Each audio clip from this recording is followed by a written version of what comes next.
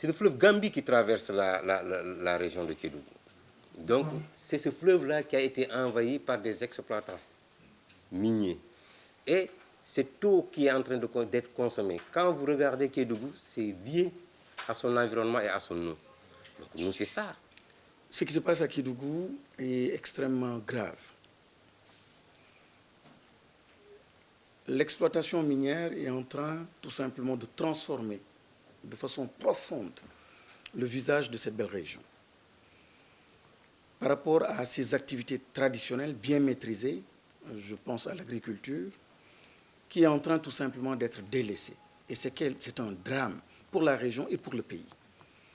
Avec une pluviométrie quand même assez intéressante, avec une activité maîtrisée, donc ancestrale, et aujourd'hui les jeunes sont en train de déserter complètement les champs. Ça, c'est un drame. C'est un drame social, un drame économique, parce que ces jeunes ne profitent pas des emplois créés par ces exploitations. C'est un drame, à la limite c'est une exploitation. On voit des camions et des bus de jeunes venir de partout, du Sénégal, partout. Et on confie les postes de responsabilité aux autres jeunes, aux autres travailleurs venant de partout du Sénégal ou de la sous-région. Et le prétexte qu'on met en avant, ou le motif qu'on va mettre en avant, c'est qu'il n'y a pas assez de qualification. Je pointe du doigt la responsabilité de ces dirigeants aujourd'hui qui doivent absolument accompagner le développement de ces régions et au-delà du développement de ces régions, le développement du pays. C'est leur responsabilité première de créer de l'emploi. C'est leur responsabilité première d'organiser cette économie. La responsabilité première de ne pas continuer à appauvrir ces régions.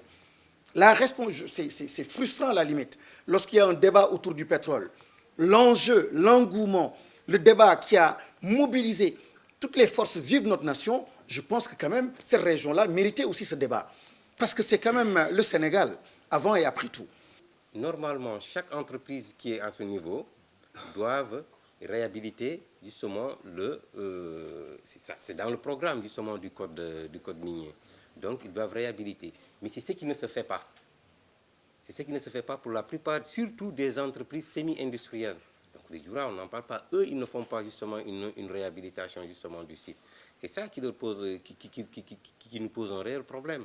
C'est inadmissible dans une région où des milliards quittent pour aller vers d'autres sociétés à l'étranger et à côté, juste à côté de ces sociétés-là, que les petits villageois ne puissent pas boire de l'eau potable.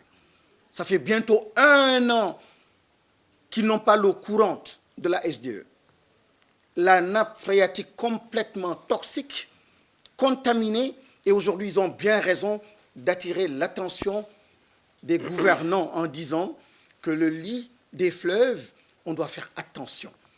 Parce que ce fleuve-là, il est important, il est crucial. La vie des populations, des foyers dans les villages est organisée autour de ces fleuves.